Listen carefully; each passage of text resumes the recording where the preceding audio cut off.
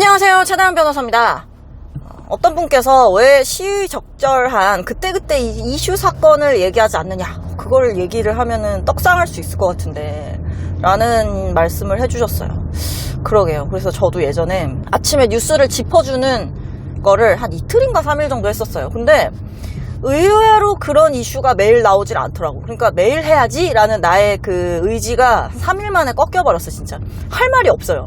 그러니까 뭐 형사사건이나 뭐 민사사건이나 뭔가 쟁점될 만한 게 있으면 누가 누굴 상대로 뭘 고소를 했다네요, 혹은 뭐 어떤 혐의로 뭐 신고가 들어왔다네요. 자, 그러면 이런 범죄에서는 이런 게 쟁점이니까 앞으로는 이렇게 진행이 될 것 같습니다. 그리고 뭐 앞으로 뭐 구속영장을 칠 수도 있고, 이거는 뭐 굉장히 빨리 진행이 될 것이고 어떤 수사가 추가적으로 진행될 것으로 보입니다 라는 그런 얘기를 해주면 앞으로 뭔가 이렇게 드라마의 복선처럼 앞으로 뭔가 진행되는 걸 조금 내다보면서 재밌게 보실 수 있을 것 같아서 그렇게 하려고 한 적이 있었어요. 근데 아침마다 그거를 각 잡고 하기가 쉽지가 않았고, 그리고 그런 이슈가 매일 있는 것도 아니고, 그리고 그런 이슈가 터질 때마다 내가 뭔가 각 잡고 오늘은 이거다 이러면서 막 잘 되지가 않더라고. 내가 본업이 있다 보니까. 그런 걸 하시는 분들은 참 대단한 것 같아요. 본업이, 그러니까 변호사인데 만약에 그걸 하신다면 대단한 거지. 아마 주로 이제 PD나 법인 차원에서 누가 관리를 해주니까 그렇게 하지, 저처럼 혼자 하면 쉽지 않을 겁니다. 그리고 그렇게 시의적절한 일을 하는 게 조금 어려운 이유는 하나예요. 뭐냐면 이미 나와 있는 정보가 별로 많지 않다는 거. 그러니까 한정된 정보만을 가지고 뭔가를 판단을 해야 되잖아요. 자, 그러면 잘못된 정보를 전달할 가능성이 매우 높아요. 근데 뭐 그러든지 말든지 라는 게 아니라, 저처럼 직업적으로 전문가인 사람이 그런 말을 이렇게 개인 채널로 내뱉는다는 건 상당히 좀 위험성이 좀 있고요. 그리고 그때 필요한 정도의 워딩은 사실 뉴스 인터뷰로 나가거든. 그때 그러니까 내 입장에서는 이미 한번 찍은 거지. 뉴스 인터뷰로 나갔으니까. 물론 전화 인터뷰 정도로 끝나는 경우가 대부분이긴 하지만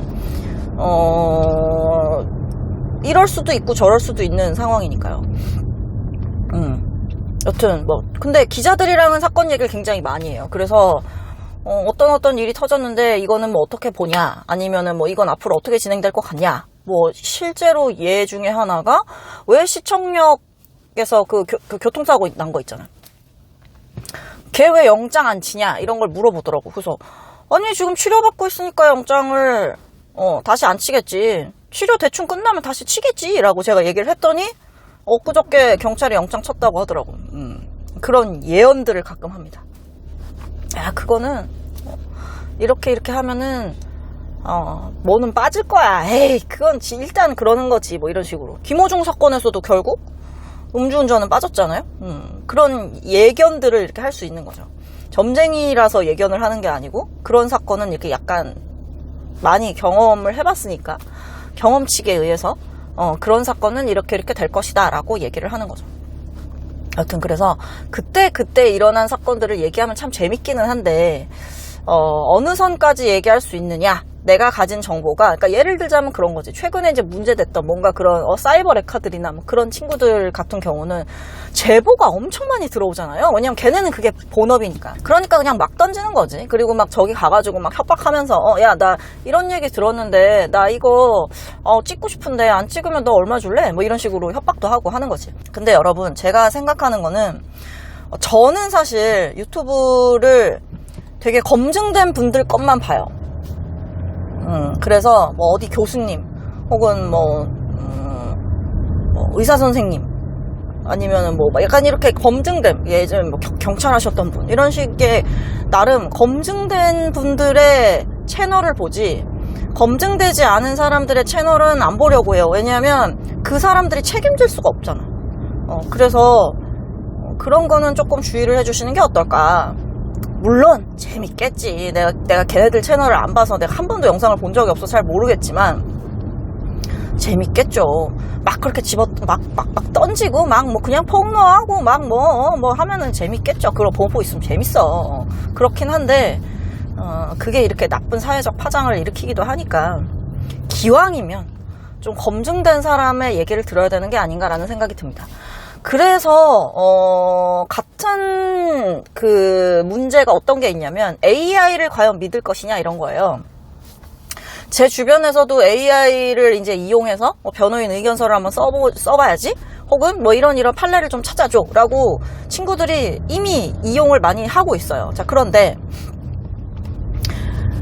그렇게 쓴 걔가 아웃풋을 준 거를 보면 판결 번호가 막 있다? 2024 뭐 어쩌고 막 있어.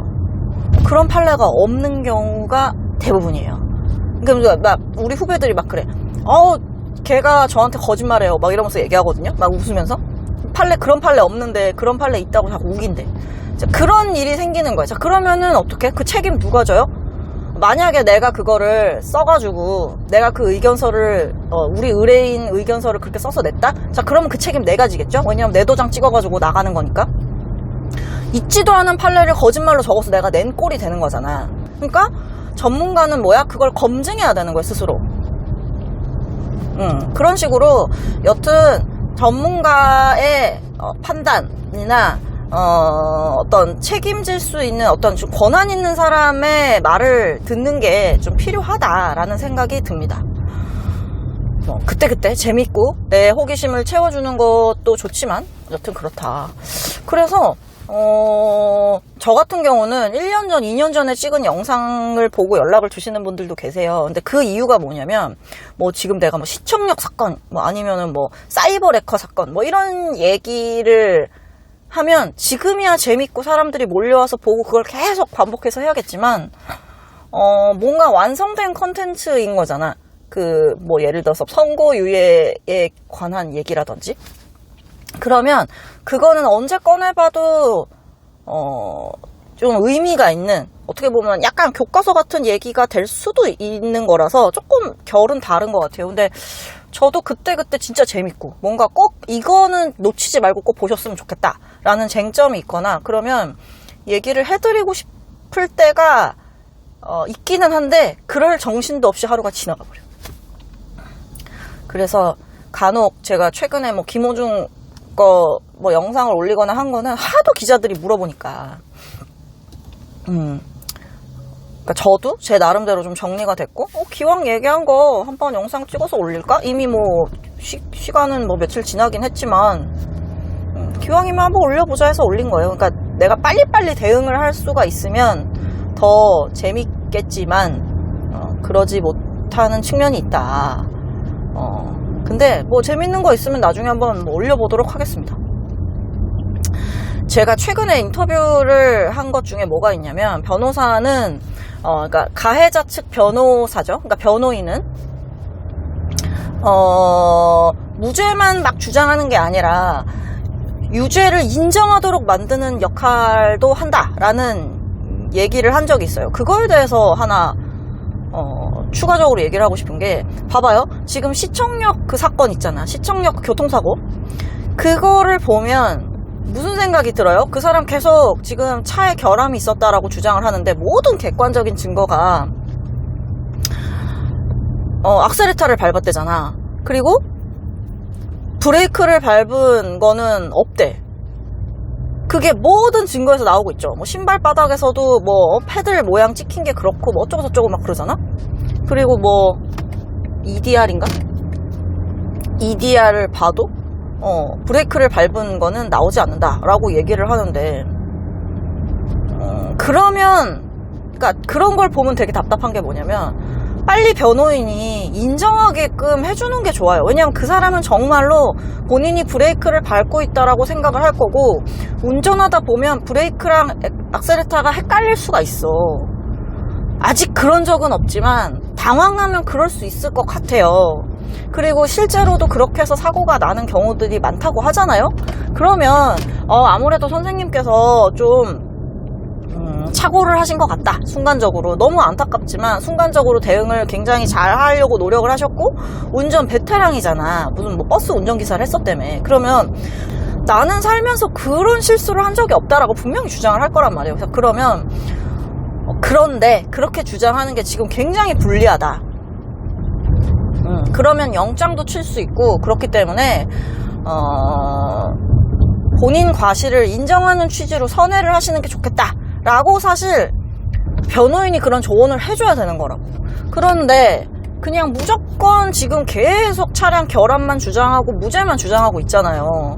보고 있으면 되게 답답하고 안타까워요. 그리고 또 지금 뭐 체육관 뭐 관장님이 뭐 애를 거꾸로 세워놔가지고 사망한 사건 있잖아요. 그것도 처음에 뇌사 상태를 조만간 사망하겠네. 그러면 아동학대 치사가 되겠네 라는 얘기를 처음 기사 뜨자마자 내가 그 얘기를 했었고, 처음에 걔가 뭐라 그랬어? 장난이었다 라는 키워드로 기사가 막 나오는데, 그런 말 못하게 변호인이 막는 거고, 장난이었다는 얘기를 굳이 해서 국민들의 분노를 자극시킬 이유가 없거든. 그런 거 변호인이 못하게 하는 거예요. 인정하고, 내가 처음부터 아이를 학대하려고 했던 것은 아닌데 내가 너무 무지해서 내 딴에는 이렇게 사고가 날 거를 예견을 못하고 그랬다. 정말 죄송하다. 뭔가 이렇게 예쁘게 얘기할 수 있잖아요.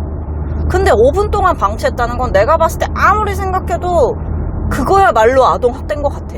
근데 나는 걔를 학대할 생각은 없었어 라는 게 지금 포인트잖아요. 근데 그거를 장난이었다라는 단어로 표현을 한다면 누가 그 사람을 안타깝게 생각하겠어요. 그런 보도자료가 웬만하면 좀 나오지 않게끔 하는 것도 변호사의 역할일 수 있고, 의뢰인이 원한다면, 그리고 의뢰인이 언론 보도로 나가는 그 워딩을 좀 정돈해주는 역할을 할 수도 있는 거예요. 분명히 변호사한테 연락이 갈 거거든. 지금 이거에 대해서 피의자의 입장은 어떠냐? 라는 식으로 막 물어보면 그거에 대해서 무난하게 보도가 나갈 수 있게 도와주는 역할, 그런 것도 변호사가 할 수 있는 거라고. 그러니까 제가 얘기하는 죄가 인정된다는 것을 피의자나 피고인에게 설득시킬 필요가 있다는 게 그런 거예요. 그러니까 누가 봐도 유죄인데, 그리고 아무리 지가 무죄를 주장해도 유죄가 나올 게 너무 뻔하게 손바닥 보이듯이 뻔한데 그거를 무죄를 계속 주장하고 있다? 그 시간에 빨리 피해자랑 합의하는 게 낫죠. 그냥 뭐 나락으로 가는 거지 뭐. 그럼 뭐 우리 의뢰인이 무죄 주장한다니까 그냥 뭐 목청 높여서 그냥 뭐 무죄 주장하는 거지 뭐. 그게 과연 의뢰인한테 도움이 될까요? 안 되지.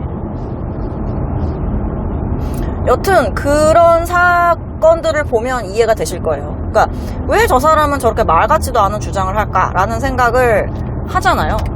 물론 초기에는 차량 결함일 수 있다라는 생각도 했지만 점점 과학적 증거들이 나오고 있잖아. 그거 못 뒤집습니다. 절대로 못 뒤집어요. 그러니까 인정하게끔 하는 것도 변호사의 능력인 거죠. 저는 그렇게 생각합니다. 아직도 차량 결함일 수 있다, 계속 주장하는 게 의미가 있다라고 생각하시는 분들도 있을 수도 있겠지만, 판결은 사실 뻔한 거라, 뻔하게 보이는데 같이 우리 지옥 불구덩이로 갑시다라고 얘기를 하는 건 좀 아니지 않나라는 거는 저의 생각입니다. 이렇게 사건들에 대해서, 진행하는 내용에 대해서 얘기할 일은 있지만 주로 기자들 만나서 털 때 얘기를 하니까 굳이 유튜브에서는 얘기를 안 하게 되더라. 그러니까 유튜브에서는 딱 그러니까 약간 제 머릿속에 채널이 분리가 돼 있는 것 같아요. 기자들 만나면 요새 요새 뭐가 재밌냐, 요새 그거 판결 왜 그렇게 났냐, 나 판결문 좀 보여달라. 판결문이 이제 공보 판사를 통해서, 공보실을 통해 가지고 이제 기자들한테 전달되는 게 있거든요. 그러니까 이제 그러면은 나한테 보여줘 하면 나 볼 수 있거든. 그래서 막 그런 거, 아니면은 이제 보도자료 같은 거 같이 이렇게 보면서 쟁점을 막 짚어가거나 그런 일들이 있는데, 유튜브에서는 어느 날 딱 각 잡고 찍는 경우가 많아서, 그런 경우는 그때 전화 상담을 하면서 느꼈던 거, 혹은 이런 사건, 실제로 이 사건을 진행하면서 많은 분들이 어떤 걸 좀 궁금해하더라, 혹은 이런 착각들을 하시더라, 혹은 실수들을 하시더라 라는 점을 집중해서 이제 얘기를 하는 거지. 그러니까 제 유튜브 채널은 정말로 사건 당사자인 분들에 맞춰서 만들어졌고, 그런 내용들이 주된 컨텐츠인 채널인 거죠. 그런데 나도 하다 보니까 사람들이 막 구독을 해주고 뷰 수가 막 늘어나고 하니까 신기하기도 하고, 그랬더니 뭐래? 광고비가 들어와. 이제는 하루 2달러 정도 들어옵니다. 그래서 광고비도 들어오고 하니까 뭐야? 약간 성취감이 생기는 거죠. 뭔가 내가 열심히 하는데 아웃풋이 눈으로 안 보여. 그러면 사람이 지치거든요. 근데 뭔가 내가 하는데 나는 뭐 그렇게 욕심을 내지 않았던 게 이렇게 막 잘 뭔가 되고 있고, 사람들이 의외로 보고 좋은 정보를 얻었습니다. 덕분에 뭐 문제가 잘 해결이 됐습니다. 혹은 내 사건이랑 너무 비슷해서 한번 상담을 받아보고 싶어서 연락드렸습니다. 이런 식으로 연락이 오면 또 뿌듯하더라. 그래서 이렇게 하고 있는데, 주변에서 채널을 더 늘리려면 개 데리고 산책하는 영상도 찍어서 올리고 뭐 온갖 거를 다 올려야 된다 라고 해서, 글쎄요, 자신은 좀 없지만